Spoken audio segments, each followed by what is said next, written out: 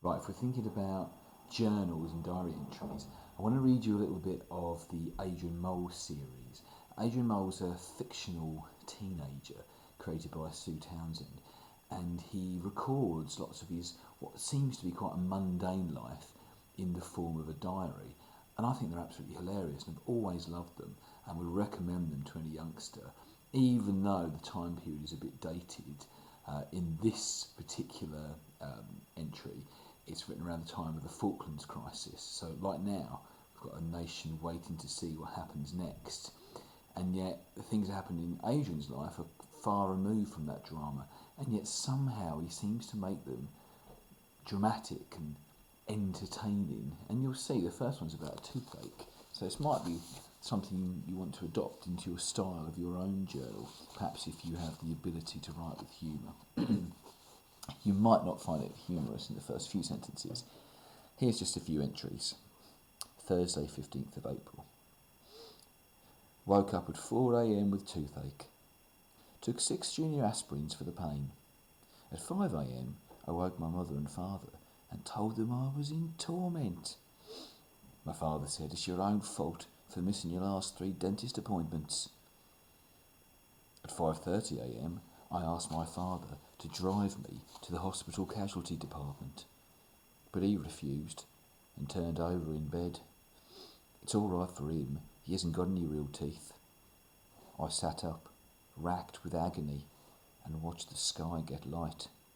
The lucky toothless birds started their horrible squawking, and I swore that from this day forward I would go to the dentist 4 times a year, whether I was in pain or not. At 9 o'clock, my mother woke me up to tell me she'd made an appointment at the dentist's emergency clinic. I told her the pain had stopped and instructed her to cancel the appointment. Friday, April 16th. Woke up at 3 a.m. in agony with toothache. I tried to suffer in silence, but my pain-racked sobs must have filtered through to my parents' bedroom, because my father crashed into my room and asked me to be quiet. He showed no sympathy, just moaned on about how he had to work on the canal tomorrow and he needed his sleep.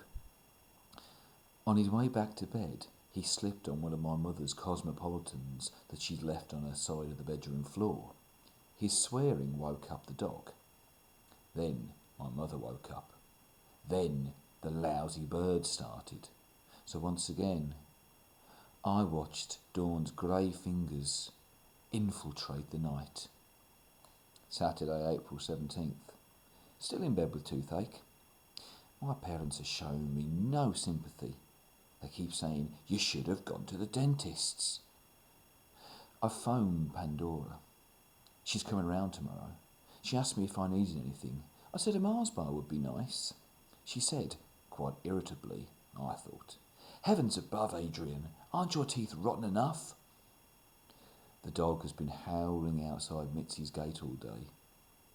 It is also off its pedigree chum and win a lot. So you can't really kind of explain, well, I can't explain what's going on right here, and you'd have to have the whole thing in context. But it is an entertaining read if ever you want to delve into these. And also, it just shows you that diary writing and repetitive things can be made to be entertaining. Or not, that depends on your opinion. But perhaps you enjoyed that, and I'm really looking forward to seeing some of these journals when we get back to school. Go well.